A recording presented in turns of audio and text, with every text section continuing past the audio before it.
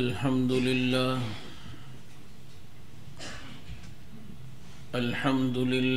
رب العالمين،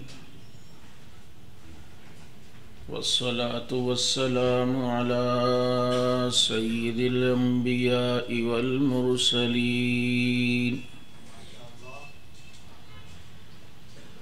وعلى آله وأصحابه أجمعين. أما بعد فأعوذ بالله من الشيطان الرجيم. بسم الله الرحمن الرحيم. أولئك الذين أنعم الله عليهم من النبيين والصديقين والشهداء والصالحين. وقال تعالى في مقام آخر: في صحف مكرمة مرفوعة مطهرة بأيدي سفرة كرام بررة. وقال رسول الله صلى الله عليه وسلم: أرحم أمتي بأمتي أبو بكر. وقال النبي صلى الله عليه وسلم لمعاوية رضي الله تعالى عنه: اللهم اجعله هاديا مهديا واهد به. صدق الله وصدق رسوله النبي الكريم، ونحن على ذلك لمن الشاهدين والشاكرين، والحمد لله رب العالمين. يا رب صل وسلم دائما أبدا على حبيبك خير الخلق كلهم. هو الحبيب الذي ترجى شفاعته لكل هول من الأحوال مقتحم.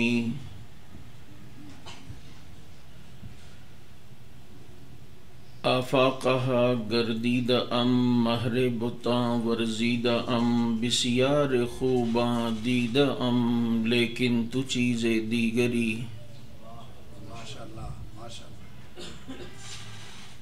اس کی لوری کے لیے لفظ کہاں سے لاؤں؟ سارے عالم کے مقدر کو جگایا جس نے، جس کے جھولے پہ ملائک نے ترانے چھیڑے اور کیسر و کسرا کی منڈیروں کو ہلایا جس نے.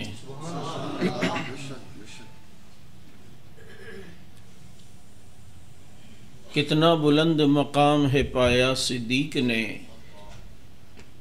بستر نبی کے ساتھ لگایا صدیق نے،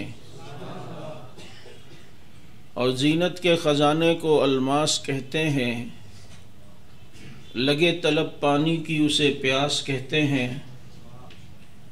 یوں تو سب کی پیاس بجھاتا ہے دریا، جو دریا کی پیاس بجھائے اسے عمر بن خطاب کہتے ہیں.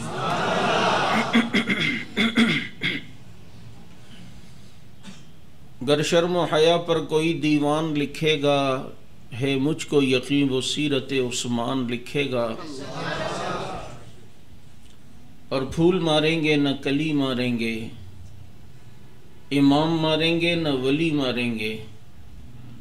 ہو جس دل میں بغض اصحاب رسول کا، عمر کے درے سے اسے علی ماریں گے. اور کسی نے کہا کہ میں زمین پر معاویہ کی حکومت نہیں مانتا، تو میں نے ایک شعر بنایا کہ معاویہ تو وہ ہے کہ خطوط لکھ کر آقا کی ترجمانی کر چکا، اس سے منہ موڑ کر تو نادانی کر چکا، اور نیکیوں کو اپنی تو پانی کر چکا. مانتا نہیں زمین پر تو اس کی حکومت، کئی بار سمندروں پہ جو حکمرانی کر چکا. اور یہ سچ ہے کہ خطرہ اغیار بہت ہے، پر کیا کریں صحابہ سے پیار بہت ہے، اس لیے کہ صحابہ کے کھاتے لگ گیا جس کا خون، لا خوف علیہم ولا هم یحزنون۔ درود پاک۔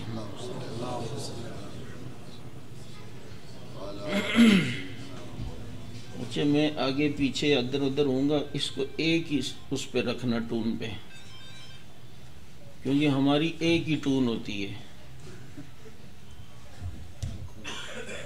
اسپیکر کے سامنے ہو تب بھی وہی ٹون ہوتی ہے، اور اسپیکر کے سامنے نہ ہو تو تب بھی۔ واجب الاحترام معزز علماء کرام، گرامی قدر سامعین، عزیز ساتھیوں، محترم دوستوں اور معزز بزرگوں، 2 مہینوں کے 2 عنوانات کو ساتھیوں نے بہتر اور بہت ہی خوبصورت عنوان کے ساتھ اس پروگرام کو معنون کیا ہے۔ صدیق و معاویہ رضی اللہ عنہما کانفرنس کے نام سے 22 جمادی الثانی جو پچھلا مہینہ جمادی الثانی کا گزرا ہے، اس میں وفات ہے سیدنا ابو بکر صدیق رضی اللہ تعالی عنہ کی، اور 22 رجب جو منگل کو گزرا ہے یہ وفات ہے امیر عرب و عجم، فاتح عرب و عجم، امیر المومنین، خال المسلمین حضرت معاویہ بن ابی سفیان رضی اللہ تعالیٰ عنہما کی۔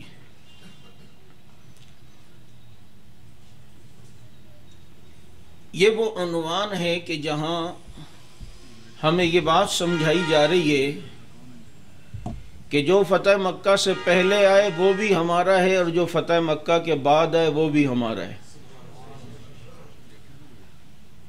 اور سب کے لیے رب نے حکم دیا ہے وَكُلًّا وَعَدَ اللَّهُ الْحُسْنَى، کہ اللہ نے ان سے جنتی ہونے کا وعدہ کر لیا۔ ٹھیک ہے، لا يستوي منكم من انفق من قبل الفتح وقاتل اولئک اعظم درجۃ عند اللہ، جو فتح مکہ سے پہلے مسلمان ہوئے وہ اعظم ہیں، لیکن جو بعد میں ہوئے عظیم وہ بھی ہیں۔ سبحان اللہ، ماشاءاللہ، نہیں سمجھ آئی؟ وہ اعظم ہیں، یہ عظیم ہیں، ٹھیک ہے ان کا درجہ بڑا ہے، لیکن صحابی ہونے میں سب برابر ہیں کہ سب نے چہرہ مصطفیٰ کی زیارت کی ہے۔ سبحان اللہ۔ اور آپ کو پتہ ہے صحابیت کا شرف وہ شرف ہے کہ اس شرف کا کوئی مقابلہ نہیں کر سکتا۔ آپ ذرا سے تصورات میں جائیں کہ اگر کوئی بزرگ یہاں کھڑے ہوں، میں کہہ رہا ہوں یار یہ جو بزرگ ہیں نا، یہ یقین کرو بڑے نیک ہیں، ولی ہیں، تہجد گزار ہیں، قطب الاقداب ہیں، غوث الزماں ہیں، جامع المعقول والمنقول ہیں، شیخ التفسیر والحدیث ہیں، اللہ رب العزت نے کیا کمال دیا ہے، یقین کرو تہجد کے پابند ہیں، تکبیر اولیٰ کے پابند ہیں، اور لاکھوں لوگوں کے شیخ بھی ہیں، مرید بھی ہیں۔ آپ کے دل میں تجسس ہوگا، بڑی آپ محبت سے انہیں دیکھ رہے ہوں گے، اور آپ پوری توجہ وہاں دیے ہوئے ہوں گے، لیکن میں ایک دم کوئی سامنے بیٹھے ہوئے سے بارے میں کہہ دوں کہ یہ جو بیٹھے ہیں نا یہ اللہ کے نبی کے صحابی ہیں، تو آدمی اپنی نظریں اٹھا کر فوراً وہاں دیکھے گا۔ وہ سارے ٹائٹل اور وہ سارے القابات اپنی جگہ، لیکن یہاں صرف ایک ٹائٹل لگا ہے کہ یہ صحابی رسول ہے، تو آدمی یہاں متوجہ ہوگا کہ میں ان آنکھوں کو دیکھوں جن آنکھوں نے محمد الرسول اللہ کو دیکھا ہے، میں ان آنکھوں کو دیکھوں کہ جنہوں نے میرے نبی سے قرآن پڑھتے ہوئے سنا ہے، میں ان آنکھوں کو دیکھوں کہ جنہوں نے آسمان سے قرآن اترتے ہوئے دیکھا ہے۔ وہ دیکھو وہ سارے القابات وہ اپنی جگہ، لیکن ایک لقب یہاں لگا کہ یہ صحابی رسول ہے۔ یہ ایک ٹائٹل سارے القابات پر بھاری پڑا یا نہیں پڑا؟ یہ ہے قیمت صحابیت کی کہ جس نے تھوڑی دیر نبی کو دیکھا ہو، بعد میں آنے والے قطب ابدال مل جائیں اس کا مقابلہ نہیں کر سکتے۔ میں مثال دیا کرتا ہوں، اسیرم فجر کے بعد مسلمان ہوئے، ظہر سے پہلے احد میں شہید ہوئے، 2-2.5 گھنٹے کی ان کو زندگی ملی، ایک نماز نہیں پڑھی۔ آج سارے نمازی لاؤ اسیرم کا مقابلہ نہیں کر سکتے، ایک روزہ نہیں رکھا۔ آج ساری دنیا کے روزے دار لاؤ، اسیرم کا مقابلہ نہیں کر سکتے، ایک بھی نماز نہیں پڑھی، ساری دنیا کے نمازی ان کا مقابلہ نہیں کر سکتے، ایک حج نہیں کیا 40 لاکھ حاجی جمع ہوتے ہیں، اسیرم کا مقابلہ نہیں کر سکتے، کیونکہ بعد والوں نے روزہ رکھا، کسی نے نماز پڑھی، کسی نے بیت اللہ کو دیکھا، اسیرم نے چہرہ رسول اللہ کو دیکھا۔ یہ تھوڑی دیر دیکھا، 2-2.5 گھنٹے کا اسلام ملا اور جنگ چل رہی تھی۔ ٹائم پیریڈ کتنا ہوگا دیکھنے کا؟ 2 منٹ 3 منٹ، بس 10 منٹ۔ یار اتنا سا دیکھا اور اتنا بڑا مرتبہ پا لیا۔ آپ کی سبحان اللہ ختم نہ ہو۔ اتنی سی دیر دیکھا اور اتنا بڑا مرتبہ۔ جو اتنا سا دیکھے اس کا اتنا اونچا مقام ہے، اور جس نے اول دن سے آخر دن تک دیکھا ہو پھر اس کا مقام کیا ہوگا؟ جس نے پہلے دن سے آخر دن تک دیکھا ہو اس کا کیا مقام ہوگا؟ اچھا باقی سب نے سامنے بٹھا کے نبی کو دیکھا ہو اور اس نے اپنی جھولی میں لٹا کے دیکھا ہو اس کا کیا مقام ہوگا؟ اچھا باقی سب نے جلوت میں دیکھا ہو، اس نے خلوت میں دیکھا ہو، اس کا کیا مقام ہوگا؟ اچھا باقی سارے یوں کر کے دیکھتے ہوں، وہ یوں کر کے دیکھتا ہو، اس کا کیا مقام ہوگا؟ اچھا ایک جملہ سمجھنا، باقی دیکھتے تھے اور وہ دیکھ رہا ہے، اس کا کیا مقام ہوگا؟ آج بھی نبی کے پہلو میں نبی کے ساتھ سو رہا ہے۔ میں ایک جملہ عموماً کہا کرتا ہوں، مردے کو قبر میں لٹانے کا سنت طریقہ ہے کہ اسے کروٹ کے بل لٹایا جائے، کہ مردے کا میت کا پیٹ بھی قبلے کی طرف ہو، سینہ بھی قبلے کی طرف ہو، چہرہ بھی قبلے کی طرف ہو۔ یوں لٹانا سنت ہے۔ جو بدر میں سو رہے ہیں وہ اسی طرح سو رہے ہیں کہ ان کا چہرہ بیت اللہ کی طرف ہے۔ جو احد میں سو رہے ہیں اسی طرح سو رہے ہیں کہ ان کا چہرہ بیت اللہ کی طرف ہے۔ جو کربلا میں سو رہے ہیں اسی طرح سو رہے ہیں کہ ان کا چہرہ بیت اللہ کی طرف ہے۔ جو یمامہ اور یرموک میں سو رہے ہیں اسی طرح سو رہے ہیں کہ ان کا چہرہ بیت اللہ کی طرف ہے۔ اور سارے سو رہے ہیں مسلمان، ان کا چہرہ بیت اللہ کی طرف ہے۔ ایک ہی تو ہے کائنات میں ایسا واحد انسان جو اپنی قبر میں سو رہا ہے، اس کا چہرہ بیت اللہ کی طرف بھی ہے اور اس کا چہرہ رسول اللہ کی طرف بھی ہے۔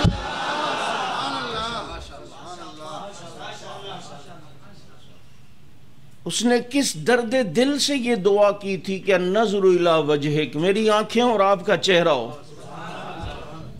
یہ تصنع نہیں تھا صحابہ کے یہاں جو ہمارے یہاں ہے، تصنع اور تکلف۔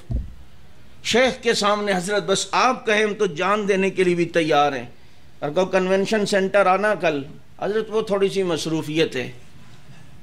صحابہ میں یہ تکلف ہمیں نہیں ملتا، جو دل میں وہ زبان پر، دل میں تو بتا دیے جان کے علاوہ آپ ہر چیز سے عزیز ہیں۔ فرمایا پھر ایمان کامل نہیں ہوگا۔ فرمایا اب مجھے آپ جان سے بھی زیادہ عزیز ہیں۔ جو دل میں وہ زبان پر،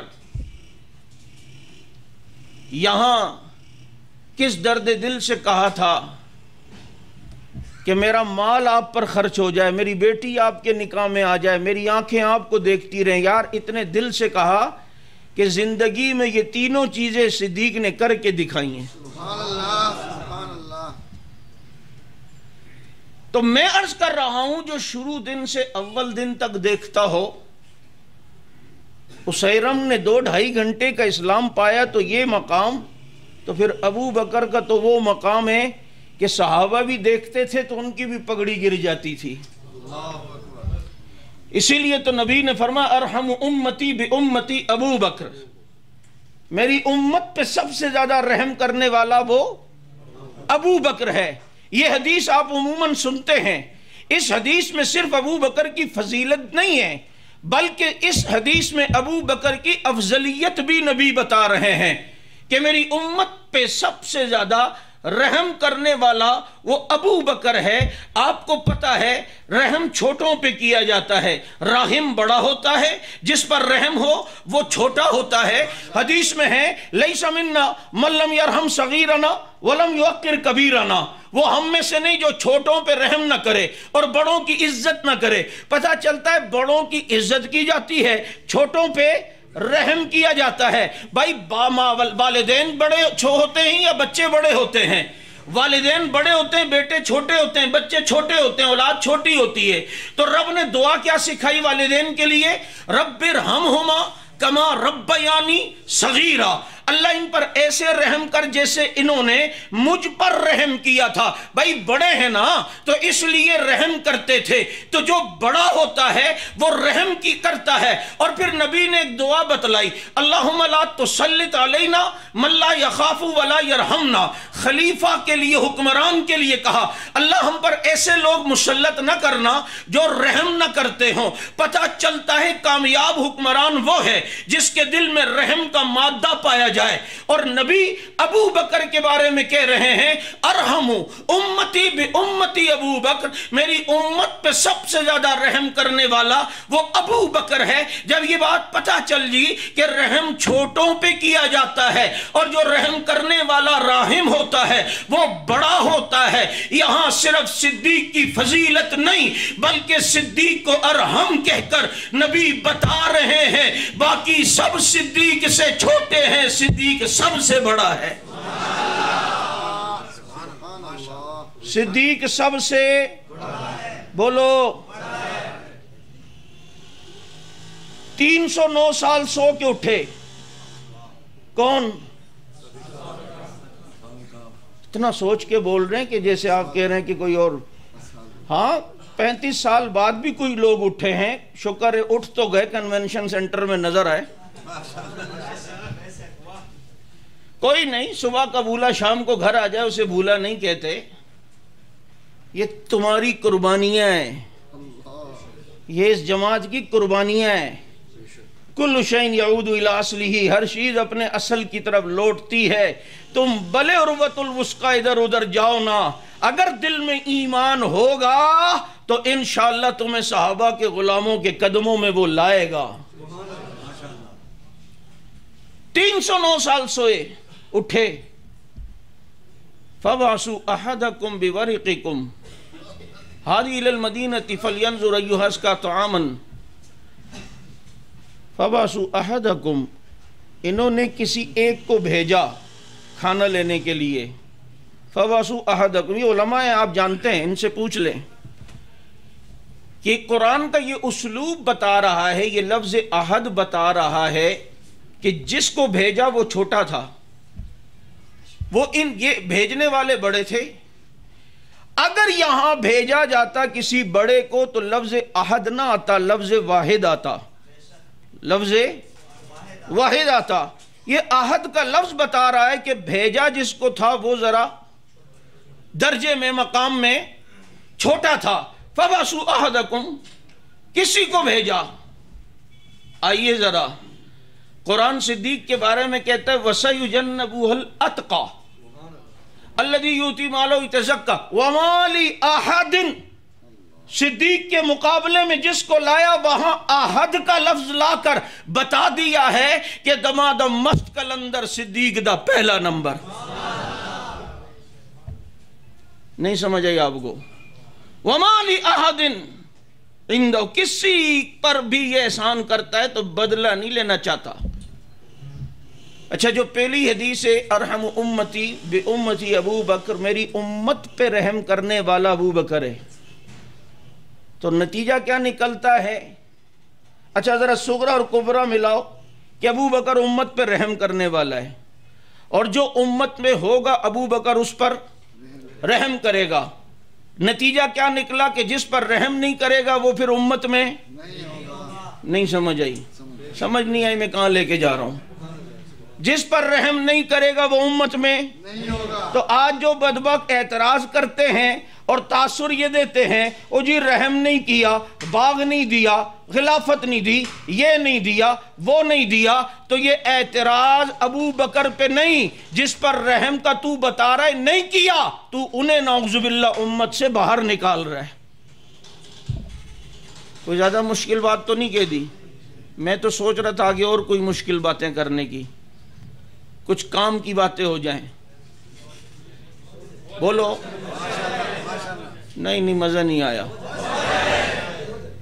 تو اعتراض کر رہا تھا ابو بکر پہ، لیکن اعتراض تو یہ ظالم کسی اور پہ کر گیا۔ نہیں سمجھ آئی؟ اعتراض تو یہ کسی اور پہ کر گیا، صدیق صدیق ہے، صدیق ہے، اور امت میں اللہ نے سب سے افضل بنایا، سب سے اعلیٰ بنایا، سب سے عرفہ بنایا، اور کتنا بلند و بالا بنایا کہ ابو بکر صدیق رضی اللہ تعالی عنہ، دیکھو جہاں بھی یہ نبی کے ساتھ بلا فصل آپ کو ملیں گے۔ قرآن میں دیکھو تو اولئک الذین انعم اللہ علیہم من النبیین والصدیقین، نبی کے ساتھ صدیق ہیں۔ اب جہاں بھی نبی نے بیان کیا وہاں فرمایا کہ جی نبی کے ساتھ صدیق، اور نبی کے بتانے کی ترتیب دیکھو، جب صحابہ کی فضیلت نبی بتاتے تو ترتیب یہی رکھتے تھے، ارحم امتی بامتی ابو بکر واشدہم فی امر اللہ عمر واصدقہم حیاء عثمان واقضاہم علی۔ اب دیکھو ترتیب بھی یہی بتائی ہے۔ یہ جو ترتیبیں ہیں، ایک مرتبہ اللہ کے نبی بیٹھے ہیں، ابو بکر آئے، پھر عمر آئے، عثمان آئے تو پنڈلی چھپا کے فرمایا اس عثمان سے حیا کیوں نہ کروں جس سے آسمان کے فرشتے بھی حیا کرتے ہیں۔ اور پھر جب دنیا سے جانے کی ترتیب بھی آئی تو یہی آئی کہ پہلے صدیق دنیا سے گئے، پھر عمر دنیا سے گئے، پھر عثمان دنیا سے گئے، پھر علی دنیا سے گئے، اور یہ ترتیب فطرت میں شروع سے تھی اور آج تک یہی ترتیب مسلمانوں کے ذہنوں میں عقیدہ بن کر رچ بس چکی ہے، اور یہی چیز بتا رہی ہے کہ لگتی ہے یہی ترتیب بھلی، ابو بکر و عمر عثمان و علی، یہی ترتیب ہے۔ اور کتنا خیال رکھا گیا۔ اللہ ویسے صحابہ کرام کا خیال، میں ساتھیوں سے کہتا ہوں صحابہ کو قرآن سے پڑھنا شروع کرو، پھر تمہیں پتہ چلے گا کیا تھے اور کتنے لاڈلے تھے۔ جب کسی سے محبت ہوتی ہے نا، اس کی کوئی شکایت کرے تو آدمی آگے سے انداز کیا ہوتا ہے، یار پہلے پوچھ تو لینے دے، ایسا نہیں ہوا ہوگا، تم سمجھے نہیں ہو، اصل میں اس کا یہ ارادہ نہیں، آدمی اس کی طرف سے دلائل دیتا ہے۔ یہاں بھی اگر کبھی کوئی بات ہو گئی، اللہ کا انداز دیکھو یہ ہے کہ وہ صحابہ کے طرفدار بن کے آتا ہے، صحابہ کے، اور کیسے طرفدار؟ احد میں پسپائی ہوئی نا، وقتی طور پہ پاؤں اکھڑ گئے، اور ہوتا ہے جنگوں میں۔ آج اگر کوئی یہ اعتراض کرتا ہے احد میں صحابہ کے پاؤں اکھڑ گئے، پیچھے بھاگ گئے تھے، پہلی بات تو ان سے یہ پوچھو کہ اس واقعے سے پہلے بھاگنے کی کوئی وعید تھی؟ بھاگنے کی کوئی وعید یا منع تھا؟ علامہ علی شیر حیدری رحمت اللہ علیہ سے کسی نے کہا نا، یہ لا ترفعوا اصواتکم فوق صوت النبی کی جو آیت ہے نا کہ نبی کے سامنے اونچا نہ بولو، ان کی آواز سے آواز اونچی نہ ہو، یہ عمر کے بارے میں آئی ہے۔ عمر بول رہے تھے تو یہ آیت آئی، تو حضرت نے فرمایا اس آیت کے بعد اونچا بولے تھے؟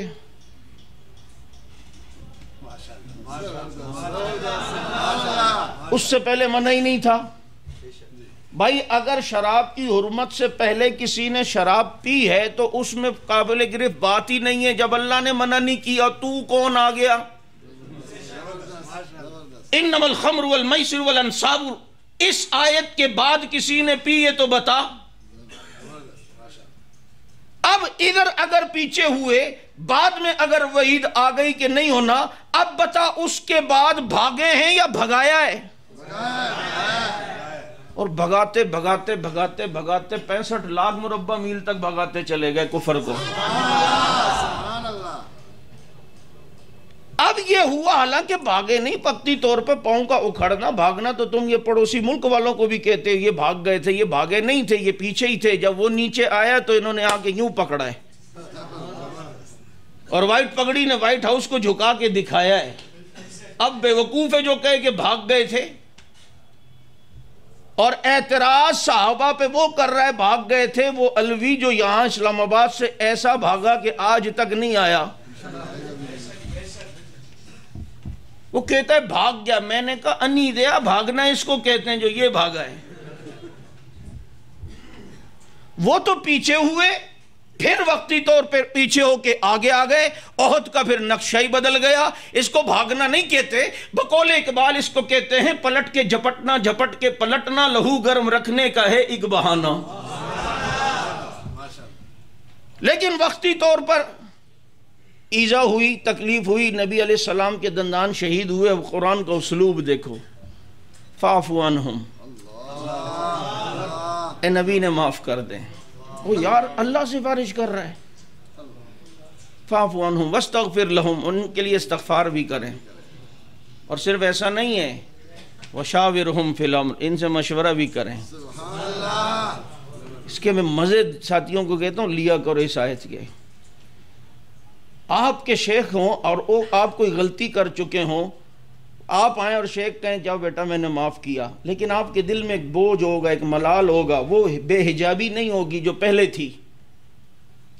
لیکن وہ شیخ بٹھائیں اور کہیں بیٹھو بیٹا، اچھا یار ایک مشورہ تم سے یہ ہے کہ وہ بتاؤ ابھی ہم مدرسے کی تعمیر شروع کرنے والے ہیں، کس کو ٹھیکہ دیں؟ اچھا سیمنٹ کون سی استعمال کرنی چاہیے؟ اچھا پھر یہ بتائیں کہ وہ لوکیشن کیسی ہونی چاہیے، اور پھر اس کا مینار۔ وہ جب وہ باتیں کر رہے ہوں گے نا، اس کے دل سے حجاب ختم ہوتا جائے گا، اور یار وہ پہلی والی بے حجابی آ گئی۔ صرف معاف کر لینے میں ایک دل پہ بوجھ باقی رہتا۔ یہ اتنے لاڈلے ہیں کہ ان کے دل پہ آنے والا بوجھ بھی رب العزت نہیں دیکھتا، اور نبی سے کہتے صرف معاف نہ کرو، بٹھا کے ان سے مشورہ بھی کرو۔ وشاورہم فی الامر، ان سے مشورہ لیں۔ یار وہ کیسے لوگ ہوں گے کہ رب جن کے بارے میں کہہ رہے ہیں ان سے مشورہ کریں؟ مشورہ دینے میں ایماندار کتنا ہوں گے، کتنے صاحب مشورہ ہوں گے، ان کے مشورے میں کسی قسم کی ذاتیات اور ذاتی مفاد نہیں ہوگا۔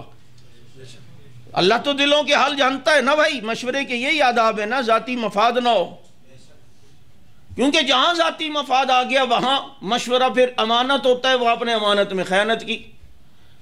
حضرت تھانوی رحمت اللہ علیہ کے پڑوس میں گھر تھا، حضرت کو چاہیے تھا اور چاہتے تھے کہ یار یہ بیچے تو مجھے چاہیے، اچھا ہو جائے گا، میرا گھر ذرا بڑا ہو جائے گا۔ اتفاق سے اس نے گھر بیچنے کا ارادہ کیا اور مشورہ لینے حضرت تھانوی رحمت اللہ علیہ کے پاس آ گیا اور کہا حضرت میں یہ گھر بیچنا چاہتا ہوں۔ حضرت کہتا ہے مجھے اتنی تکلیف ہوئی کہ یہ کسی اور سے پوچھ لیتا صحیح تھا، اب اگر اس کو میں کہتا ہوں بیچو تو ذاتی طور پر تو میرا مفاد ہے، تو میں نے اس گھر کے اتنے فضائل اس کو بتائے کہ اس نے بیچنے کا ارادہ ہی چھوڑ دیا۔ یہ 1300-1400 سال بعد غلام کا یہ حال ہے، تو جن کا غلام ہے ان صحابہ کے دلوں کا کیا حال ہوگا؟ یہ جو مشورہ جن کو رب نے کہا نا ان سے مشورہ لو، یہ کیسے لوگ ہوں گے؟ ان کا مشورہ کتنا برکت والا ہوگا، کتنا قیمتی ہوگا، ہاں وہ کتنا صاحب مشورہ ہوں گے یار، ان کے مشورے میں کتنا اخلاص ہوگا، کتنا آپس میں اندر جو ہے وہ مفاد سے دور ہوگا، ساری جو مشورے کی خصوصیات ہے وہ ساری ان میں پائی جاتی ہوں گی۔ یار یہ کیسے مشورے والے ہوں گے کہ رب نے نبی کو فرمایا وشاورہم فی الامر، آپ ان سے مشورہ لیں، صحابہ سے مشورہ لیں۔ یہ عام لوگ نہیں ہیں، یہ وہ ہیں جن سے رب نے کہا کہ مشورہ لیں، اے نبی ان سے مشورہ لیں۔ یہ کیسے لوگ ہوں گے؟ اور یہ وہی تو ہیں پھر جنہوں نے شیخ بنی ثقیفہ میں بیٹھ کر مشورہ کر کے ابو بکر کو خلیفہ اول نامزد کیا تھا۔ یہ عام لوگ نہیں، اللہ انہیں ایسا محبوب رکھے ہوئے۔ انی رأیت احد عشر کوکبا۔ آپ کہیں گے مولوی صاحب یہ بات کرتے کرتے سورہ یوسف میں کہاں سے آ گئے؟ حضرت یوسف علیہ السلام اٹھے اور کہا ابا جان میں نے چاند دیکھا، سورج دیکھا اور 11 کواکب دیکھے۔ انی رأیت احد عشر کوکبا۔ حالانکہ یہاں انی رأیت احد عشر نجوم بھی ہو سکتا تھا، لیکن کہا کوکبا۔ یہ ہے صحابہ کی عظمت، یہ ہے صحابہ کی عظمت۔ یہاں یہ بھی ہو سکتا تھا انی رأیت احد عشر النجوم، نہیں کہا انی رأیت احد عشر کوکبا، اگر نجوم کا لفظ آ جاتا، نجوم بھی ستاروں کو کہتے ہیں، تو دنیا پتہ ہے صحابہ کو کیا کہتی؟ دیکھو نا، نبی نے بھی تو صحابہ کو کہا صحابی کا نجوم، میرے صحابہ نجوم کی طرح ہیں۔ تو وہ جو 11 ستارے دیکھے اس سے مراد یوسف علیہ السلام کے بھائی تھے، اور ان بھائیوں میں بغض تھا، حسد تھا، کینہ تھا، عداوت تھا، ایک نبی کو بالکل مارنا چاہتے تھے، نبی کے دشمن بنے ہوئے تھے، باپ کو اذیت دینے والے تھے۔ تو اب ادھر بھائی حضرت یوسف نے کہا انی رأیت 11 النجوم، دیکھو ادھر انہوں نے نجوم کہا، بھائی مراد تھے اور بھائی اندر سے ایسے تھے، اور ادھر نبی نے صحابہ کو نجوم کہا تو صحابہ بھی ایسے ہی ہوں گے۔ کہا نا جبریل، نجوم نہ کہہ دے، بلکہ کہنا کہ انی رأیت 11 کوکبا، کہ کواکب دیکھے ہیں، کہ اب آگے میرے نبی نے اپنے یاروں کو نجوم کہنا ہے۔ اگر یہاں لفظ نجوم آتا ہے تو نبی کے یاروں پر انگلی اٹھے گی، اور میں بتانا یہ چاہتا ہوں یہ وہ لوگ ہیں کہ جن پر انگلی اٹھانا کسی طریقے سے بھی جائز نہیں ہے اور کسی طریقے سے بھی روا نہیں ہے۔ اس لیے ان کی عظمت کو بچانے کے لیے سورہ یوسف میں اسلوب یہ ہے، انی رأیت 11 النجوم کے بجائے رب کے قرآن نے الفاظ یہ ذکر کیے ہیں، انی رأیت 11 کوکبا۔ سبحان اللہ، سبحان اللہ۔ بات سمجھ آ رہی ہے یا نہیں؟ تو یہ اتنے لاڈلے، تو پھر وہ کتنا لاڈلا ہوگا کہ دیکھو انداز۔ آج یہ کہتے ہیں صحابہ کے بارے میں تاریخ میں واقعات ہیں، ہم بیان نہ کریں، بیان کرنے کے بھی انداز ہوتے ہیں۔ ایک واقعہ اگر اہل سنت کی کتابوں میں آیا ہے تو وہ بطور تنقید کے نہیں، ان کی تنقیص کے لیے نہیں، وہ اس سے ہزاروں مسائل کا استنباط کرتے ہیں۔ حضرت فاطمہ اور حضرت علی، حضرت فاطمہ کو پتہ چلا علی ابو جہل کے بیٹی سے نکاح کرنا چاہتے ہیں، ناراض ہو کے چلی گئیں۔ اب کوئی بدبخت ہوگا جو اس کو یوں بیان کرے، دیکھو یہ ہمارے اور ان کے بیان کرنے میں فرق ہے۔ کوئی بدبخت یوں کہے جی کیسی تھی شوہر کی یوں نافرمانی کی اور یوں، مجھے بتاؤ یہ توہین ہے یا نہیں ہے؟ لیکن جس کے دل میں ایمان ہوگا وہ یہ کہے گا کبھی کبھی پیار محبت میں میاں بیوی کی چپ کلش ہو جانا بھی اللہ کی رحمت ہوتی ہے۔ یہ انداز ہے۔ اگر ان کے کوئی واقعات ایسے ہیں تو ہم نے اسے بطور مسائل کے استنباط کے لیے بیان کیا ہے، اور اگر کوئی مشاجرات ہیں ان کو ہم نے بطور ایک سبق کے لیے بیان کیا ہے، نہ کہ ان کی تنقیص کے لیے۔ رب کا انداز دیکھو نا یار کیسا ہے صحابہ کرام کے بارے میں، اور ادھر صدیق کے بارے میں دیکھو، جب حضرت عائشہ پر تہمت لگی تو ایک حضرت مصطح نے بھی کوئی ہلکا سا جملہ کہہ دیا، ابو بکر نے کہا آئندہ اس پہ کوئی بھی خرچہ نہیں کروں گا، کوئی خرچہ نہیں کروں گا۔ اس نے یوں کیوں کہا؟ اب جب یہ بات کی، اب رب کا انداز دیکھو صدیق کے لیے کتنا ادب کے ساتھ، کتنا پیار کے ساتھ فرمایا وَلَا يَحْتَلِي أُولُو الْفَضْلِ، یہ جو اولو الفضل ہے اس کے لیے مناسب نہیں ہے، وَالسَّعَةِ، اور جس کو ہم نے مال دیا ہے اس کے لیے مناسب نہیں ہے کہ وہ یہ کہے کہ میں خرچ نہیں کروں گا۔ اللہ نے یہاں یہ نہیں کہا کون ہوتے ہو تم منع کرنے والے، تم کون ہوتے ہو، نہیں، فرمایا وَلَا يَحْتَلِي أُولُو الْفَضْلِ، جو سب سے بڑا اہل فضل ہے اس کے لیے مناسب تھوڑی ہے یہ باتیں کرے۔ اسلوب یوں اپنایا۔ اس لیے یاد رکھو صدیق اکبر رضی اللہ تعالیٰ عنہ اہل سنت کا متفقہ عقیدہ ہے، یہ جو خلافت کی ترتیب ہے نا، یہ ترتیب فضیلت کی بھی یہی ہے، خلافت کی بھی یہی ہے۔ اگر بالفرض ابو بکر خلیفہ اول نہ ہوتے تو خلیفہ کوئی اور ہوتا تو پہلا خلیفہ وہ ہوتا، لیکن امت میں افضل تب بھی ابو بکر ہوتا، تب بھی۔ بات سمجھ آ رہی ہے؟ تو اب یہ بات یاد رکھیں، صدیق اکبر رضی اللہ تعالیٰ عنہ یا باقی دیگر صحابہ یہ سارے ایمان کا حصہ ہیں۔ ایک مرتبہ دونوں حضرات بیٹھے ہیں، ابو بکر و عمر رضی اللہ عنہما، نبی ذکر بھی دونوں کا بڑے عجیب انداز، کبھی ذکر کرتے نا تو نبی 2 انگلیوں سے، کہ ابو بکر کا اشارہ شہادت کی انگلی سے اور عمر کا اشارہ بیچ والی انگلی سے کرتے، کہ ابو بکر عمر یوں گئے، ابو بکر عمر یوں ہوں گے۔ ابو بکر صدیق رضی اللہ عنہ کا اشارہ شہادت کی انگلی سے، عمر کا اشارہ بیچ والی انگلی سے۔ سوال پوچھنے والے نے کہا مولوی صاحب یہ افضل غیر افضل کے چکر آپ نے بنائے، اگر ابو بکر بڑے تھے تو نبی بڑی انگلی سے ابو بکر کا اشارہ کرتے، عمر کا اشارہ شہادت کی انگلی سے کرتے، لیکن ابو بکر کا اشارہ شہادت کی انگلی سے کرتے ہیں اور عمر کا اشارہ بیچ والی سے، اور دیکھیں نا یہ چھوٹی اور یہ بڑی ہے۔ میں نے کہا مولوی صاحب آپ نے اصل میں سیرت کی کتابیں نہیں پڑھی، نبی کی انگلیوں کا شیب ہماری انگلیوں کی طرح نہیں تھا، نبی کی انگلیوں میں سب سے بڑی انگلی شہادت کی تھی کہ اسی انگلی سے خدا کی توحید کا بھی اشارہ کرنا تھا اور ابو بکر کی صداقت کا بھی اشارہ کرنا تھا، اس لیے ان کی شہادت کی انگلی کو سب سے بڑا بنایا۔ تو دونوں حضرات بیٹھے، نبی ان سے مشورہ لے رہے ہیں، بات کو گتھی سلجھ نہیں رہی، تو نبی نے فرمایا معاویہ کو بلاؤ، معاویہ کو بلاؤ، انہو قوی امین، مضبوط بھی ہے اور امانت دار بھی ہے، صحیح مشورہ دے گا۔ نبی جن کو مشورے کے لیے بلائیں وہ معاویہ پھر کیا مقام رکھتا ہوگا۔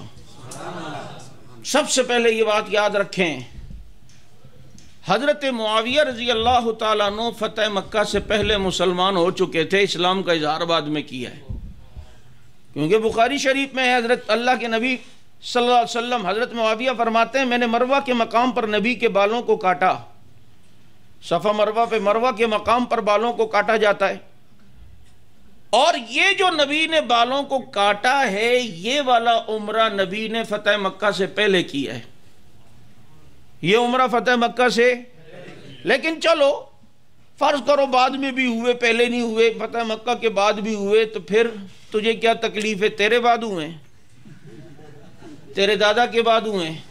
یہ بات ابو بکر صدیق بولیں کہ بعد میں ہوئے تو اچھے بھی لگتے ہیں، وہ بولتے نہیں، اور بولتے اس لیے نہیں کہ وہ جانتے ہیں کہ گلشن میں پھول اگتا ہے تو کوئی پھول پہلے اگتا ہے کوئی بعد میں اگتا ہے، اور ظالم یہ تو دیکھ یہ ہے تو گلشن نبوی کا پھول نا، یہ اگا تو گلشن نبوی میں نا، اور جب اگا ہے اور اگ کر پھر اس کی خوشبو دیکھ کہاں کہاں تک نہیں پھیلی، یہاں تک پھیلی اور دور دور تک پھیلی، مکران تک حضرت معاویہ کی فوج آئی ہے، پشاور تک آئی ہے، ادھر سمرقند و بخارا تک آئی ہے، یہ بخارا افغانستان کا علاقہ، یہاں بخاریہ نام کا ایک بادشاہ ہوا کرتا تھا، اسے ملیہ میٹ کیا ہے، اور حضرت معاویہ رضی اللہ تعالیٰ عنہ کی فوجوں نے اتنی بڑے ایریے پر حکومت کہ ایک بادل جب چلتا تھا اور کسان کہتا تھا برس جا میری زمین کو پانی کی ضرورت ہے، اور وہ بادل آگے چلا جاتا تو کسان کہتا نہ برسنا، جہاں بھی برسے گا حکومت وہاں بھی معاویہ کی ہوگی۔ وہ معمولی آدمی نہیں، یہ وہ شخص ہے معاویہ رضی اللہ تعالیٰ عنہ۔ اللہ کے نبی صلی اللہ علیہ وسلم کے بارے میں تورات میں کچھ نشانیاں ہیں۔ حضرت کعب احبار رضی اللہ عنہ مسلمان ہوئے، یہودیوں کے عالم تھے، کہتے میں نے تورات میں جو اس نبی کی نشانیاں پڑھی تھیں میں وہ دیکھ کر مسلمان ہوا ہوں، اور جہاں وہ بہت سی نشانیاں بتاتے ہیں وہاں ایک نشانی یہ بتاتے ہیں کہ ہماری تورات میں اس نبی کی نشانی تھی فَهِجْرَتُهُ إِلَى الطَّيْبَةِ وَمُلْكُهُ بِالشَّامِ، اس نبی کی ہجرت مدینے کی طرف ہوگی اور اس نبی کی حکومت شام میں بنے گی۔ آپ مجھے بتاؤ شام میں نبوی حکومت کو قائم کر کے تورات میں جو نبی کی نشانی ہے اس نشانی کو ظاہر کرنے کا ذریعہ بننے والا شخص کون تھا؟ کون تھا؟ معاویہ رضی اللہ تعالیٰ عنہ۔ وَمُلْكُهُ بِالشَّامِ، اس نبی کی نشانی یہ تھی کہ شام میں اس کی حکومت ہوگی، اور شام کو ہیڈ کوارٹر بنا کر وہاں سے دنیا کو فتح کرنے کا صحرا ابو سفیان کے بیٹے کے سر پہ ہے، جس کو نبی نے دعائیں دیں۔ ایک پہلوان نے نبی کو کہا اگر آپ مجھے لڑ کے بچھاڑ دیں میں مسلمان ہو جاؤں گا۔ یہ ایک واقعہ تو الگ ہے کہ جس سے نبی نے کشتی لڑی اور فوراً ہی بچھاڑ دیا، یہ ایک دوسرا واقعہ ہے کہ جے آؤ مجھ سے مقابلہ کریں بچھاڑ دیں تو میں مسلمان ہوں گا۔ ابھی نبی نہیں بولے کہ نبی کا معاویہ پہلے اٹھا، کہا پہلے غلام سے تو مقابلہ کر، آقا تک بعد میں جانا۔ اوہو، اللہ کے نبی نے دیکھا نا، فرمایا معاویہ تجھے کوئی بھی مغلوب نہیں کر سکے گا، کوئی بھی مغلوب نہیں کر سکے گا۔ آپ یہ دیکھو، اس دعا کی برکت ہے کہ معاویہ کو کوئی مغلوب نہیں کر سکا، کوئی مغلوب نہیں کر سکا۔ 65 لاکھ مربع میل تک گئے، کوئی مغلوب نہیں کر سکا، کیونکہ دعا پیچھے نبی کی تھی، دعا پیچھے نبی کی تھی۔ یہ کون ہے معاویہ رضی اللہ تعالیٰ عنہ، جو نبی کو وضو کراتے ہیں، جو نبی کی خدمت کرتے ہیں۔ ہائے وضو کرانا، اگر تو نے کبھی زندگی میں ایک مرتبہ علامہ علی شیر حیدری شہید کو وضو کرایا ہے نا، تو آج تک تو اس کے مزے لیتا ہے، اور تو کہتا ہے یار کیا سعادت تھی، میں نے حضرت کو وضو کرایا ہے۔ تو جناب حضرت مدنی کو وضو کرانے والا آج بڑے فخر سے کہتا ہے مجھے سعادت ہے، میں نے ایک مرتبہ حضرت مدنی کو وضو کرایا تھا۔ آج کوئی علامہ حیدری کو وضو کرائے تو خوش نصیب ہے، جو حسین احمد مدنی کو وضو کرائے تو خوش نصیب ہے، اور جو مدینے والے کو وضو کرائے وہ کتنا خوش نصیب ہے۔ ہائے نبی وضو کرتے ہوئے جب آستینیں اوپر کرتے ہوں گے، وضو کرتے ہوئے الٹی آستین پہلے اوپر کرنا سنت ہے، کیونکہ کپڑے اتارتے ہوئے پہلے الٹا تو یہ اتر رہے ہیں، پھر سیدھی۔ نبی وضو کرتے ہوئے آستین اوپر کرتے ہوں گے، چمکتی ہوئی کلائیوں کو دیکھنے والا معاویہ۔ نبی مسواک پکڑتے ہوں گے، مسواک کو پکڑتے ہوئے دیکھنے کا انداز دیکھنے والا معاویہ۔ کیا منظر ہوتا ہوگا جب نبی سر پر مسے کے لیے امامہ اتارتے ہوں گے، اور پھر انگلیاں پیغمبر کی بالوں پہ جاتی ہوں گی، پھر واپس زلفیں چہرے پر آتی ہوں گی۔ آج تو دیکھتا ہے کبھی 14ویں کا چاند کالے بادلوں میں گھستا ہے، نکلتا ہے، کہتا ہے کتنا پیارا منظر ہے، کالے بادلوں سے چاند نکل رہا ہے۔ میں نے تصورات میں نبی سے پوچھا آقا یہ بادلوں سے چاند نکلتا ہے کس طرح؟ اپنے چہرے سے زلفیں اٹھائی، کہا اس طرح۔ ہاں یہ چاند کا بادلوں سے نکلنے کا منظر تو آسمان پہ دیکھتا ہے، اور جو یہ منظر زمین پہ دیکھتا تھا اسے دنیا معاویہ کہتی ہے رضی اللہ تعالی عنہ۔ یہ ہیں سیدنا معاویہ بن ابی سفیان، جنہیں نبی نے دعا دی۔ نبی نے معاویہ کے پیٹ کی طرف اشارہ کر کے فرمایا اللہم املاہ علما، اللہ معاویہ کے پیٹ کو علم سے بھر دے، معاویہ کے پیٹ کو علم سے بھر دے۔ اب یہ دعا کا اثر ہے، جو فقہا صحابہ ہیں ان میں حضرت معاویہ رضی اللہ عنہ کا نام بھی آتا ہے کہ نبی نے ان کے پیٹ میں علم کی دعا دی ہے۔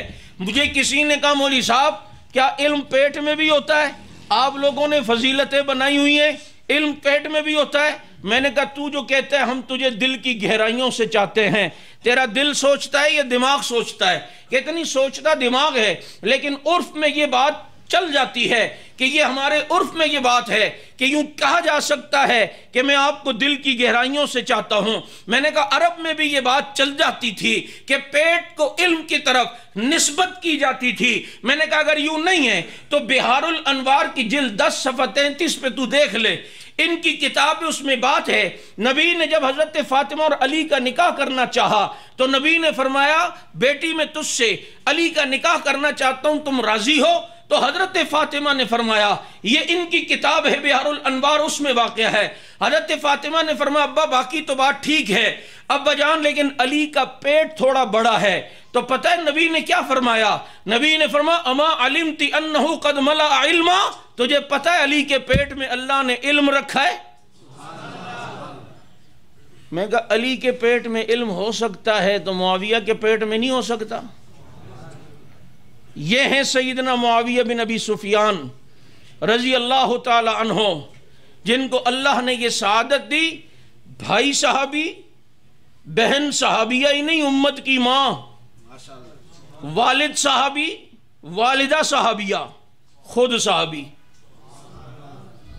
اور پھر باتیں کیا؟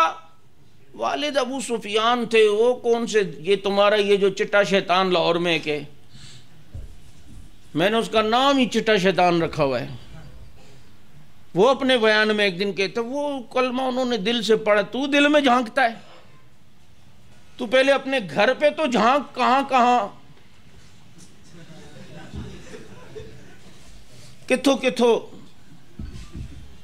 جن کے ہاں من تمتع مرتن فالدرجۃ کالدرجۃ حسین اور متا کے اتنے فضائل ہوں، اسے جھانک کے دیکھنا چاہیے، کہیں فضیلت لینے کوئی نہ چلا گیا ہو گھر سے۔ وہ یہاں سے 1400 سال بعد جھانک رہا ہے حضرت ابو سفیان کے دل میں، جس کو نبی نے صرف مسلمان ہونا ان کا قبول نہیں کیا، بلکہ من دخل دار ابی سفیان فہو آمن کہا، جو ابو سفیان کے گھر چلا جائے محمد اسے امن دے رہا ہے۔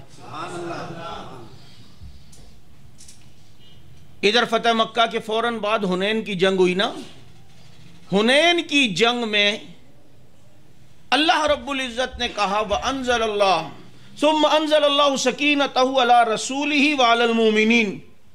حنین میں اللہ کہتے ہیں اللہ نے رحمت کو، سکینہ کو نازل کیا رسول پر اور مومنین پر۔ اچھا مجھے بتاؤ مومنین سے مراد یہاں کون ہے؟ بولو نا بھائی، آرام سے کیوں جھجک کے بول رہے ہو؟ کوئی اور ہے تو بتاؤ بھائی، حنین میں ہم آپ تھے کیا؟ یہ حنین کی بات ہو رہی ہے، جنگ حنین میں نبی کے ساتھ جو مومن تھے ان مومنوں کا نام کیا ہے؟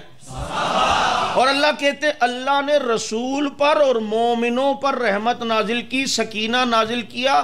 ثم انزل اللہ سکینۃ علی رسولہ وعلی المؤمنین۔ اب وہ کتنے خوش نصیب مومن ہیں کہ جن پر نازل ہونے والا سکینہ، اس کا ذکر قرآن میں ہے، اور جو سکینہ نبی پر وہی مومنین پر، اور حنین کے مومنین ہیں، اور حنین کے مومنین میں معاویہ کے والد ابو سفیان بھی شریک ہیں۔ ان کے والد ابو سفیان بھی رضی اللہ تعالی۔ اصل میں بات یہ ہے کہ بنو امیہ کا ایک بغض ہے دل میں ان کے، بعض اپنوں کے بھی ہے، جبکہ یہ نہیں پتا کہ بنو امیہ میں نبی نے رشتہ دیا بھی ہے، وہاں سے رشتہ لیا بھی ہے۔ 2 بیٹیاں دی ہیں حضرت عثمان کو بنو امیہ کی، اور ایک وہاں سے ام حبیبہ لی ہیں بنو امیہ کی، ورنہ اسی فتح مکہ کے دن ایک اور ابو سفیان نامی بھی مسلمان ہوئے، لیکن چونکہ وہ بنی ہاشم کے تو کبھی آپ نے بھی ان کا نہیں سنا ہوگا۔ وہ ابو سفیان بن حارث نبی کے کزن ہیں، نبی کے ساتھ بچپن سے کھیلتے رہتے تھے، نوجوانی تک نبی کے ساتھ کھیلتے تھے۔ جب نبی نے نبوت کا اعلان کیا تو انہوں نے مخالفت کی، اور صرف مخالفت نہیں کی، نبی کے شان میں گستاخیاں کرتے اور اشعار پڑھتے نبی کی شان میں گستاخی والے، نبی کی بیویوں کی ہجو بیان کرتے، توہین کرتے۔ اور جب نبی نے مکہ فتح کیا نا تو لا تثریب علیکم اليوم کا اعلان کیا، لیکن جو چند لوگوں کے بارے میں کہا کہ بیت اللہ کے غلاف کے نیچے بھی پاؤ تو اسے قتل کر دو، ان میں یہ ابو سفیان بن حارث بنو ہاشم کے بھی ہیں، ان کو معافی نہیں ملی۔ حضرت عباس سے کہیں چھپتے ہوئے گئے اور جا کے کہا کوئی سفارش کرو، کہا ابھی تو بڑے غصے میں، جب میں ماحول بنا ہوا دیکھوں گا تو کہوں گا۔ حضرت عباس کو موقع ملا اور فرمایا ابو سفیان بن حارث بھی توبہ کرنا چاہتے ہیں، مسلمان ہونا چاہتے ہیں۔ نبی چپ، کچھ نہیں بولے، اشارہ تھا کہ نہیں۔ دوسرے دن پھر آئے، تیسرے دن پھر آئے، تیسرے دن جا کر نبی نے ان کی معافی قبول کی، اور پھر انہیں بلایا گیا۔ اب مجھے بتاؤ جن کے اتنے جرائم تھے اور جو نبی معاف کرنے کے لیے تیار نہیں، اب جب نبی نے معاف کر دیا وہ صحابی بن گئے، خدا کی قسم ان کی پاؤں کی مٹی بھی میری آنکھوں کا سرما ہے اب، کیونکہ الاسلام یہدم ما کان قبل، اسلام پچھلی ساری باتوں کو ڈیلیٹ کر دیتا ہے۔ اب یہی ابو سفیان بن حارث ہیں، نبی کے حنین کی لڑائی میں سواری کی لگام پکڑے ہوئے ہیں، اور نبی کے پاؤں مبارک سے اپنا چہرہ ملتے ہیں اور کہتے ہیں اسلام سے پہلے سب سے زیادہ برے لگتے تھے، اور اب کائنات میں سب سے زیادہ محبت ہی مجھے محمد سے ہے۔ تو ابو سفیان بن حرب ہوں یا ابو سفیان بن حارث، خدا کی قسم دونوں ہی جنتی ہیں، دونوں ہمارے ایمان کا حصہ ہیں یا نہیں؟ اور ان کی والدہ حضرت معاویہ رضی اللہ عنہ کی حضرت ہند. کیا نام؟ ہندہ نہیں، ہند. یہ کون عورت ہے؟ مشہور کیا ہوا جی کلیجہ چبایا تھا. چلو فرض کرو چبایا بھی تھا، پھر جب اسلام لے آئی تو اب کیا؟ بابا اسلام جب کوئی لے آتا ہے تو پچھلی ساری باتیں ختم، پچھلی ساری باتیں ختم. اور حضرت ہند وہ عورت ہیں، آپ کی دادی یا نانی ہو اور یہاں کبھی اسلام آباد میں حضرت حسین احمد مدنی رحمۃ اللہ علیہ آئے ہوں، یا مولانا سرفراز خان صفدر صاحب رحمۃ اللہ علیہ، اور ان کی کوئی مجلس ہو اور انہوں نے بیعت کی ہو، اس میں عورتوں کی بھی بیعت ہو، اور وہ ذکر کی کتاب میں آپ دیکھیں، آپ کہیں یار اس بیعت میں میری دادی بھی شریک تھیں جس بیعت کا ذکر ہے، حضرت بارکہ آئے تھے اور عورتوں کی بھی بیعت کی تھی، تو آپ کی دادی بڑی خوش نصیب ہے کہ حضرت کی کتاب میں اس کا ذکر آیا کہ جس بیعت میں وہ شریک تھیں. تو اللہ کے قرآن میں اگر کسی عورتوں کی بیعت کا ذکر ہو اور اس بیعت میں کوئی عورت شریک ہو تو وہ عورت کتنی خوش نصیب ہوگی، ہم سوچ سکتے ہیں. یا ایھا النبی اذا جاءک المؤمنات یبایعنک علی الا یشرکن باللہ شیئا ولا یسرقن ولا یزنین. یہ 28ویں پارے میں عورتوں کی بیعت کا ذکر ہے. فتح مکہ کے بعد نبی نے بیعت لی، عورتوں سے بیعت لی. جس بیعت کا ذکر اللہ قرآن میں کر رہا ہے، اسی بیعت میں معاویہ کی والدہ حضرت ہند بھی شامل ہیں. اس لیے یاد رکھو حضرات صحابہ کرام رضوان اللہ علیہم اجمعین ہمارے ایمان کا حصہ ہیں، لیکن حضرت معاویہ ستر الصحابہ ہیں، یہ صحابہ کا پردہ ہیں. ان پر تنقید کر کے ابو بکر تک پہنچنے کی کوئی کوشش کرے گا ہم کبھی بھی برداشت نہیں کریں گے. اس لیے دفاع معاویہ کا کرنا ہے تاکہ وہاں تک کوئی نہ جائے، کیونکہ اس وقت پروپیگنڈا جتنا ہو رہا ہے زیادہ تر حضرت معاویہ رضی اللہ عنہ کے بارے میں. تمہیں کوئی کہے جی فلاں نے یہ لکھا ہے فلاں، تو کو بھائی مجھے نہیں پتا، میں عالم نہیں ہوں، مجھے زیادہ پتہ نہیں. یہ بتا جنت کے نوجوانوں کے سردار نے ان کے ہاتھ پہ بیعت کی تھی یا نہیں؟ وہ کہے گا سر کھوئے، ہاں وہ تو کی تھی. تو کہا انی دیا جدے انہوں نے کی تھی تو کون ہے؟ میں نے دیکھا نہیں، میں یہاں سے تجزیہ کروں کسی کے بارے میں؟ میرے اجازت ہی نہیں ہے میں کسی صحابہ پر تنقید کروں. امام صاحب نماز پڑھا رہے ہوں، شیخ الحدیث صاحب وہاں سے وضو کر کے نکلے، امام صاحب تلاوت میں کوئی غلطی کر رہے ہوں، وہاں سے شیخ الحدیث لقمہ دے نہیں سکتا جب تک نماز میں شریک نہ ہو. کہ صحیح ہے؟ مسئلہ پتہ ہے نا؟ نہیں پتہ تو دیکھ لو، کہیں ایسا نہ ہو امام رکوع میں جانے والا دوسری رکعت میں بیٹھنا تھا، کھڑا ادھر وضو خانے سے کہ امام صاحب تلے بیٹھ ہوتے نا. امام نے لقمہ لیا تو امام کی نماز بھی، کیونکہ یہ جو نماز پڑھ رہا ہے اس کا درجہ اس وقت اس سے افضل ہے کہ جو نماز میں شریک نہیں ہے. لیکن جو نماز میں شریک نہیں ہے وہ اس درجے کو حاصل تو فوراً کر سکتا ہے نا، اللہ اکبر کہہ کے نماز میں شامل ہو. لیکن جب تک اس درجے میں آیا نہیں تو یہ اس کو لقمہ نہیں دے سکتا، کیونکہ نماز والے کا درجہ اس وقت بڑا ہے. تو پتہ چلتا ہے کہ چھوٹے درجے والا بڑے درجے والے کی غلطی نہیں پکڑ سکتا. بابو جب یہاں چھوٹے درجے والا بڑے درجے والے کی غلطی نہیں پکڑ سکتا تو آج ہم جیسے چھوٹے سے بھی چھوٹے درجے والے اصحابی کا نجوم کی غلطی کہاں سے پکڑ سکتے ہیں؟ تو اتنے پروپیگنڈے اور اتنا جھوٹ، خاص کر سوشل میڈیا پہ، تمہارا جو میڈیا پہ آج کل وہ مرزا انجینئر نام سنا ہے؟ حالانکہ انجینئر نہیں ہے، پلمبر ہے. اس کو انجینئر کہنا ایسا ہی ہے جیسے ختنہ کرنے والے کو کوئی سرجن کہنا شروع کر دے. وہ جتنا بڑا انجینئر ہے وہ ہمیں پتہ ہے. 10,000 روپے دوں گا تم میں سے کسی کو اس کو سامنے بٹھا دیں کے لیے تیار کر دو. 10,000 روپے. میں لاکھ بھی بول سکتا ہوں لیکن آپ کہو گے چھوڑیے یار اتنے جذبات. 10,000 گنجائش ہے تو اس لیے کہہ رہا ہوں کہ اس معاملے میں سیریس ہوں. بات سمجھ آ رہی ہے؟ اس لیے کہہ رہا ہوں کہ سنجیدہ ہوں.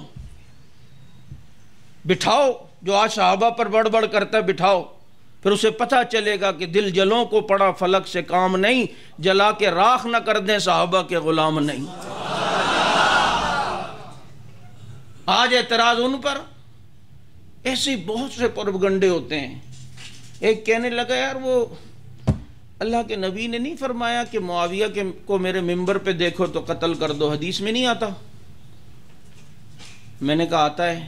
پھر کہ یار حدیث میں آتا ہے معاویہ کو ممبر پہ دیکھو میرے تو قتل کر دو، اور تم معاویہ کی شان میں جلسہ کرتے ہو۔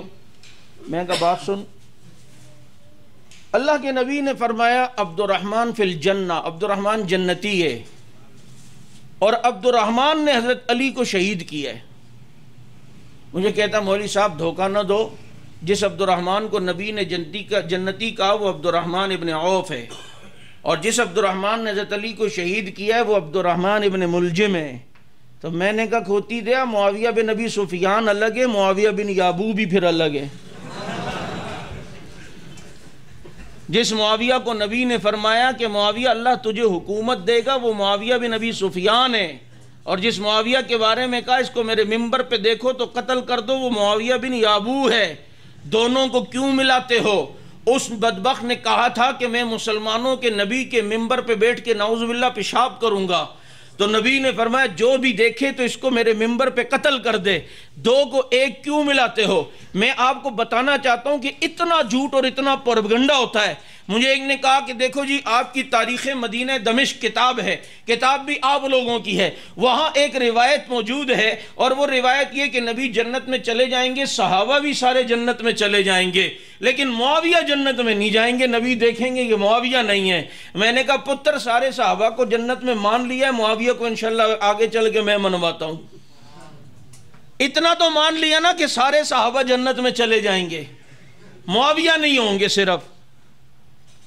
میں نے کہا کہاں لکھا ہے؟ کہا تاریخ مدینہ دمشق لاؤ، ہاتھ یوں رکھ کے۔ میں کہا یہ انگلی تو ہٹا نہ ذرا، یہ نیچے والی لائنیں کیوں چھپا رہا ہے؟ یہ لا تقربوا الصلاۃ پڑھ رہا ہے، آگے وانتم سکارا نہیں پڑھ رہا۔ میں کہا ذرا اگلی لائن دیکھ، 80 سال بعد نبی دیکھیں گے معاویہ زبرجد کی اونٹنی پر آ رہے ہوں گے، نبی فرمائیں گے معاویہ تم کہاں رہ گئے تھے؟ تو حضرت معاویہ فرمائیں گے اللہ کے نبی اللہ نے مجھے اپنے عرش کے نیچے روک لیا تھا، یناجینی فاناجی، میرا رب مجھ سے باتیں کر رہا تھا، میں رب سے باتیں کر رہا تھا۔ میں اس کی سند کی بحث نہیں، میں ایک الزامی جواب کا جواب دے رہا ہوں کہ جناب اللہ مجھ سے باتیں کر رہا تھا، میں اللہ سے باتیں کر رہا تھا۔ میں نے کہا اس روایت پر جو تو کر کے حضرت معاویہ کو کچھ اور بتانا چاہ رہا تھا، اس روایت سے تو حضرت معاویہ کی وہ فضیلت مل رہی ہے جو باقی صحابہ کو بھی نہیں ملی ہے۔ تم کیا سمجھتے ہو؟ حضرت معاویہ رضی اللہ عنہ نبی دعا دیتے ہیں اللہم علمہ الکتاب، اللہ معاویہ کو پوری کتاب کا علم دے۔ سلیمان علیہ السلام نے فرمایا کون ہے جو تخت بلقیس کو اٹھا کے لائے گا؟ تخت سبا کو اٹھا کر کون لائے گا؟ قال الذی عندہ علم من الکتاب آتینہ علم من الکتاب، اللہ کہتے ہیں ہم نے کتاب میں سے جس کو تھوڑا سا علم دیا تھا نا، آصف بن برقیہ، من الکتاب یہاں من بازیت کے لیے ہے، جس کو ہم نے کتاب میں سے تھوڑا سا علم دیا تھا اس نے کہا میں لاؤں گا۔ اب سلیمان کا صحابی، کتاب بھی اس زمانے کی اور کتاب میں سے تھوڑا سا ملا، وہ کہتا ہے میں تخت سبا اٹھا کے لاؤں گا۔ تو جس کو تھوڑا سا علم ملے وہ تخت سبا کو اٹھا کے پٹکتا ہے۔ تو اللہم علمہ الکتاب کی دعا کی برکت سے جسے قرآن جیسی پوری کتاب کا علم ملے، وہ سبائیت کے تخت کو کیوں نہ الٹ دے؟ پھر وہ سبا کا تخت اٹھائے، یہ سبائیت کے تخت اٹھائے، وہ سلیمان کا صحابی، یہ محمد الرسول اللہ کا صحابی۔ آئے میں زیادہ وقت آپ کا نہیں لینا چاہتا، ہو سکتا ہے حال انتظامیہ والے بار بار ٹائم بھی دیکھ رہے ہیں، ویسے مجھے نظر کوئی نہیں آ رہا، میں جو ایسا آپ لوگ محسوس کر رہا ہوں کہ 2 گھنٹے بھی بولوں تو آپ بالکل انشاءاللہ ذوق میں رہیں گے۔ ہاں لیکن انشاءاللہ ہی انشاءاللہ ہے، آگے پھر نعوذ باللہ نہ ہو جائے، اس لیے میں یہیں پر بات کو سمیٹنے کی کوشش کروں گا۔ صرف آخر میں اتنا کہوں گا، اس وقت بل کے حوالے سے قوم سنجیدہ ہے الحمدللہ، اور اہل سنت کا پلیٹ فارم جو آپ نے دیکھا کنونشن سینٹر میں، اور جو آپ کو اللہ رب العزت نے دکھایا کہ ان قربانیوں کے بعد وہ منظر نظر آیا جو حضرت جھنگی شہید رحمۃ اللہ علیہ کے دل میں خواہش تھی کہ یہ سارے ایک ہو کر آئیں، اور اس وقت بہت ساروں کو پیٹ میں مروڑ اٹھ رہے ہیں، اور وہ طرح طرح کے پروگرامات کنونشن کر کے یہ چاہ رہے ہیں کہ یہ بل منظور نہ ہو، لیکن انشاءاللہ یہ ان کا خواب ہی رہے گا، یہ بل انشاءاللہ منظور ہوگا اور ضرور ہوگا۔ اور صرف بل منظور ہو کے قانون نہیں بنے گا، ہم حکومت سے کہتے ہیں اس قانون پر عمل درآمد بھی ہونا چاہیے۔ آج دیکھو نا، کہتے ہیں جی دہشت گردی والا بل ہے، فرقہ، بھائی اس سے کہاں سے دہشت گردی ہوگی؟ اس سے تو دہشت گردی ختم ہوگی، الٹا گستاخی خود کرتے ہیں اور کہتے ہیں یہ گستاخ۔ تکفیری سب سے بڑے وہ جو صحابہ کی تکفیر کریں اور کہتے ہیں یہ تکفیری ہیں۔ فساد یہاں خود کیا ہوا ہے اور کہتے ہیں جی یہ فسادی ہیں، ان کے مدرسوں میں آپریشن کرو۔ وہ میاں بیوی کار میں تھے نا، سیٹ پہ آگے دیوار، بیوی کہہ رہی ہے آگے دیواریں، دیواریں روک، بریک بریک، دیواریں بریک بریک، اتنے میں ڈھز ہوئی دیوار پہ جو جا کے لگی، دونوں کا ایکسیڈنٹ ہوا، بے ہوش ہوئے، اسپتال میں پہنچے۔ بیوی نے شوہر کو کہا جب ہوش میں آئے کہ تجھے میں نے کہا بھی آگے دیواریں دیواریں، انہوں نے کہا انی دی گاڑی تو چلانی آئی ہے، بریک تیرے کول آئی ہے اور باتیں تو مجھ پہ کر رہی ہے۔ تو یہاں بھی قصور ادھر حضرت کا ہے اور جناب قصوروار کسی اور کو بنایا جا رہا ہے۔ تم جتنا بھی کچھ کرو انشاءاللہ العزیز یہ صحابہ کے دیوانے غالب ہو کے رہیں گے تو اس بل کے اندر اور کچھ بھی نہیں، سزا کو مزید صرف بڑھایا گیا ہے۔ آپ سب اس بل کی متفقہ طور پر آپ اس کی تائید کرتے ہیں اور یہ مطالبہ کرتے ہیں کہ یہ سینٹ سے بھی پاس ہونا چاہیے۔ آئیے پھر مل کر عظمت اصحاب رسول کے لیے یہ کہتے ہوئے میدان میں کود پڑیں کہ فنا فی اللہ کی تہ میں بقا کا راز مضمر ہے، جسے مرنا نہیں آتا اسے جینا نہیں آتا۔ وما علینا الا